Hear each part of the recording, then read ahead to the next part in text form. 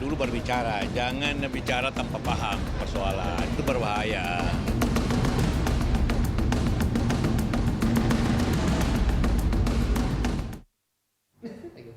Iya, pemirsa, terima kasih Anda masih menyaksikan Prime Time Talk. Tapi sebelum kita melanjutkan perbincangan, kami akan menghadirkan grafik pernyataan dari sejumlah pihak terkait masalah pernyataan dari Menko Maritim dan Sumber Daya Rizal Ramli. Ini dari Presiden Jokowi yang mengatakan, maka dari itu angka 35.000 megawatt kalau ada masalah di lapangan seharusnya dicarikan solusi sehingga investor bisa melaksanakan investasinya. Ini lanjutannya, itu tugasnya menteri-menteri, tugasnya Menko untuk cari solusi jalan keluar setiap masalah yang dihadapi investor. Berikutnya dari Teten Mas Duki, anggota tim komunikasi Presiden, kalau ada koreksi kebijakan pemerintah itu disampaikan, dibicarakan di internal, bukan diumbar di media, karena nanti masyarakat akan bingung. Ini dari Menko Maritim dan Sumber Daya Rizal Ramli, kalau mau paham minta Pak Yusuf Kalla ketemu saya, kita diskusi di depan umum. Ini yang membuat. Dan tanggapan dari pernyataan ini adalah dari Jubir Wakil Presiden Yusuf Kalla, Hussein Abdullah, menyatakan Rizal Ramli ini sukanya gaduh, bukannya membantu pemerintahan, malah memperumit keadaan. Kalau soal listrik, tidak ada yang perlu diperdebatkan, apalagi dia mengajak Pak JK yang notabene adalah wakil presiden, di mana logika dan etikanya. Mungkin dia sakit-sakitan. Oke, saya langsung minta tanggapannya Mas Fajrul nih. Iya, Ya. soal ini ya. Ya. Menurut saya sebenarnya poin terbaik itu adalah yang disampaikan oleh Pak Jokowi. Karena menurut beliau adalah kita sudah tetapin, maka Pak Jokowi mengangkat Menko atau mengangkat Menteri adalah untuk mencari bagaimana cara memecahkan itu, bukan kemudian mempertanyakan apa yang sudah dicanangkan. Nah itu saya pikir itu yang pertama. Terus kemudian jawaban-jawaban yang diberikan Pak Rizal Ramli memang menjadi semacam pukulan balik buat beliau, misalnya menantang Pak JK, itu memang sangat tidak nyaman. Kalau kita ingin agar kebijakannya nanti dievaluasi, tentu akan lebih elegan, lebih nyaman sebenarnya kalau dibicarakan langsung dengan dengan pihak yang akan dikritikkan seperti itu. Ini betul-betul sangat tidak nyaman. Saya juga kalau saya itu sama saja dengan di rumah tiba-tiba keributan ini dibawa ke media begitu dan tidak menjadi jelas lagi sekarang ini. Coba lihat pernyataan-pernyataan itu antara mempertanyakan apa yang menjadi program atau cara berkomunikasi, bahkan sudah mulai cara yang agak menurut saya sudah tidak nyaman, misalnya saling menuduh. Kamu sakit, si ini, itu maksud saya sudah. Dan itu yang mengeluarkan pernyataan itu adalah orang-orang di tingkatan elit. Dan itu menurut saya sudah suasananya menjadi tidak nyaman lagi. Bukan hanya gaduh, tetapi sudah menjadi keadaan menjadi absurd begitu. Jadi saat ini kalau bila bisa dikatakan sudah gaduh atau akan menuju gaduh atau bagaimana? Saya pikir dengan pernyataan Pak Jokowi sebenarnya sudah cukup. Ini pasti nanti dipanggil Pak Jokowi, Rizal Ramli akan dipanggil Pak JK, pasti kemudian akan dibawa dalam satu pertemuan. Saya percaya Pak Jokowi mampu menyelesaikan soal komunikasi semacam ini. Cuma problemnya apa yang sudah dilontarkan kepada publik itu tidak bisa ditarik kembali. Itu pelajaran bersama sebenarnya. Menurut saya sebenarnya kalau Anda sudah diberikan target, Anda mau menyelesaikan atau tidak. Kalau tidak mampu ya mundur saja. Menurut saya sih begitu aja, kan gampang. Kalau memang mau jadi presiden, meskipun mungkin kalau di luar tidak begitu didengar lah pernyataan kita, di dalam sebagai menteri mungkin akan kalau mau sesuatu. Menetapkan sendiri semua rencana, ya ikut bertarung aja 2019 nanti. Ya kita berdoa Rizal Ramli menang kan, kalau bisa menang gitu. Tapi kritiknya bagus, tapi karena dia dalam satu tim mungkin tidak harus disampaikan demikian. Memang saya agak heran ketika di zaman Gus Dur tidak begitu gaduh begini. Saya tidak tahu. Ungkapannya sepertinya sudah lama mendendam. Begitu masuk langsung. Saya akan genjot masalahnya Mas Kris, ini kan tiga hal ini tidak ada hubungannya dengan maritim loh. Apa itu? 3 hal yang dia komentari ini tidak ada hubungannya dengan bidang dia sendiri begitu. Oh ya, Perhubungan tapi ya ada. begini. Menteri Perhubungan kan di bawah dia. ada, Oke.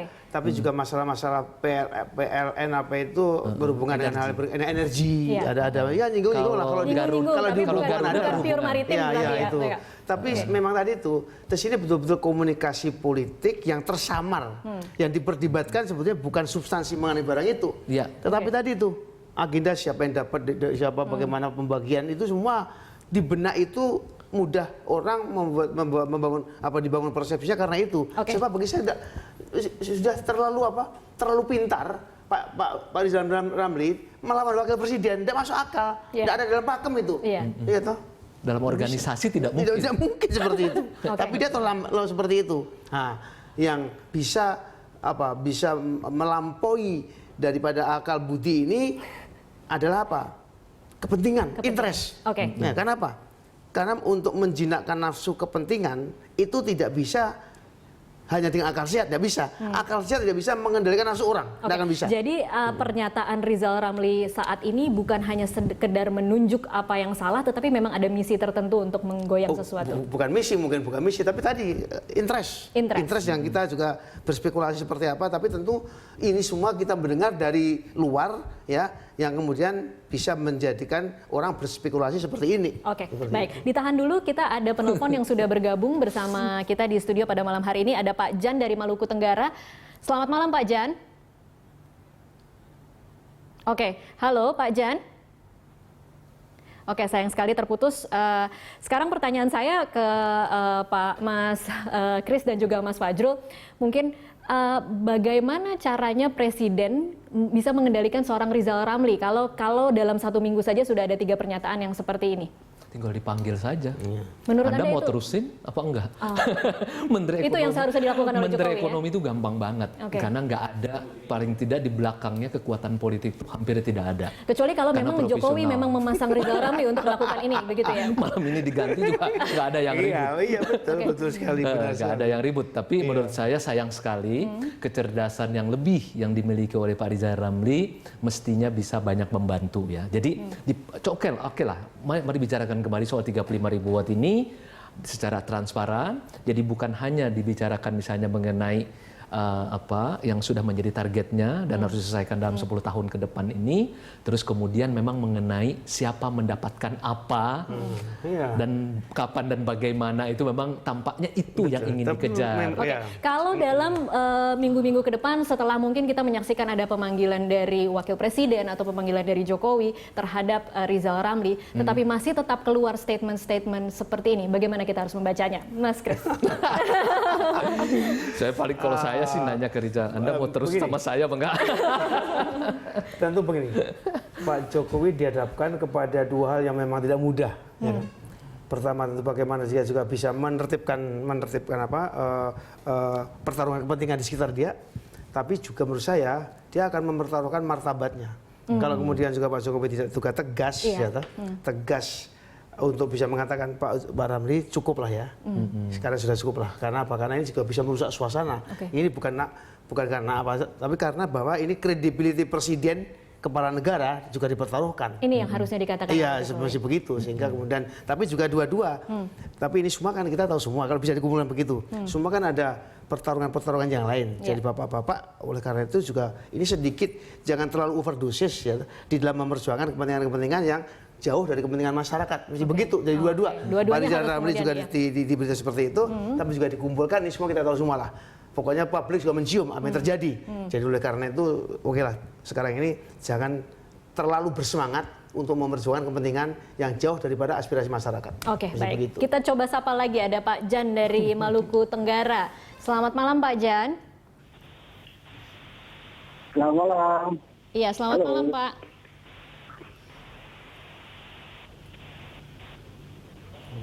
Silakan Pak dengan pernyataan atau pertanyaannya. Iya. Ya, selamat malam. Mau usul saja, Mbak. Kalau bisa jangan jadi lah. Halo? Iya, Ya, silakan ya. Pak. Halo? Ya. Kalau bisa jangan jadi, Mbak. Kerja. Kita tegas, tapi di sini kita mereka masih gaduh terus aduh. Memalukan negara sebesar Indonesia, kalau masih gaduh terus seperti ini, kita mau ngomong apa nanti kalian? Masyarakat ini tambah susah. Marilah kita berjiwa-jiwa pemimpin-pemimpin kita membangun negara kita ini. Berjiwa seperti mereka. Yang memikirkan kepentingan masyarakat banyak. Jangan kita gaduh. Dari tahun ke tahun kita gaduh. Jadi saya ingat waktu masih zamannya Pak Harto, kita gaduh hanya karena masalah kaget. Baik, terima kasih Pak Jan dari Maluku Tenggara. Kita sudah bisa menangkap poin maksudnya adalah kalau bisa jangan gaduh karena sayang negara sebesar ini ketika dikacaukan. Iya, kalau kita melihat sebenarnya kalaupun ini Mas Kris ini adalah sesuatu yang dilakukan by design,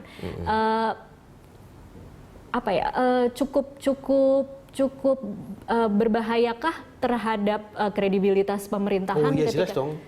Ini kan harapan butuh banyak. Orang percaya kepada Pak Jokowi, ya kan.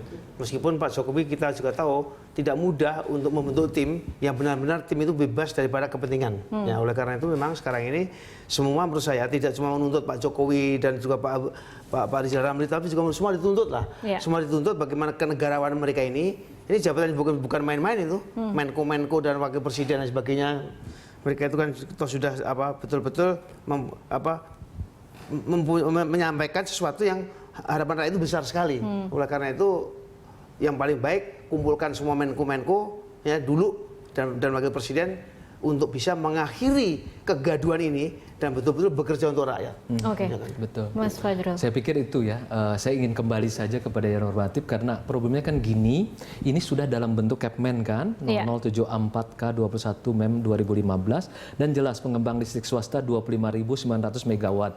Kemudian ada proyek yang sudah berlangsung, kemudian yang dibuka dengan penunjukan langsung, kemudian dengan pelelangan. PLN dengan 10.645 megawatt itu sudah pengadaannya sudah berlangsung dan kemudian proyek yang pengadaannya akan dibuka pelelangan.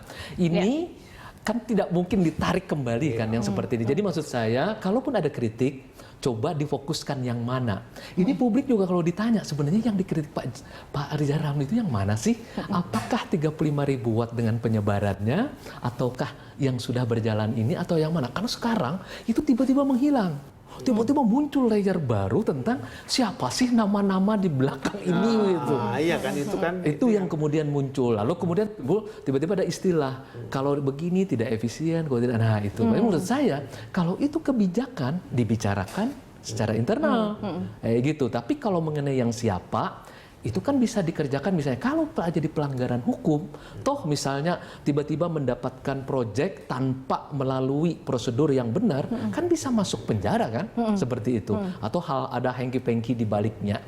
Dan itu juga kan jadi bisa, ada yang bisa diselesaikan secara internal sebagai policy, kemudian ada yang tidak transparan atau akuntabilitasnya kurang, itu bisa masuk nanti bahkan ke jalur hukum. Jadi kalau saya bisa menangkap, maksudnya di sini adalah terlepas dari mungkin kita bertanya-tanya apa misi atau apa maksud dari pernyataan Pak Rizal Ramli, secara substansial sebenarnya apa yang dinyatakan oleh Pak Rizal Ramli ini bisa menjadi bahan penyelidikan lanjutan mungkin untuk publik atau untuk pihak-pihak yang berwenang. Iya, sangat mungkin ini kemudian kan tergantung ini mau mempertanyakan polisinya atau mau mempertanyakan siapa mendapatkan apa dari kebijakan yang ada kan seperti itu. Nah ini yang menurut saya yang memang tidak mudah. Tidak mungkin hanya satu kali debat dengan Pak JK, lalu urusannya selesai. Menurut saya, Rizal Ramli juga agak mengada-ada. Masa 1 jam debat bisa selesai problem ini? Ya udah maksud saya, Rizal Ramli eling begitulah ya. Karena kalau ini betul-betul debat ini semakin meluas menurut saya.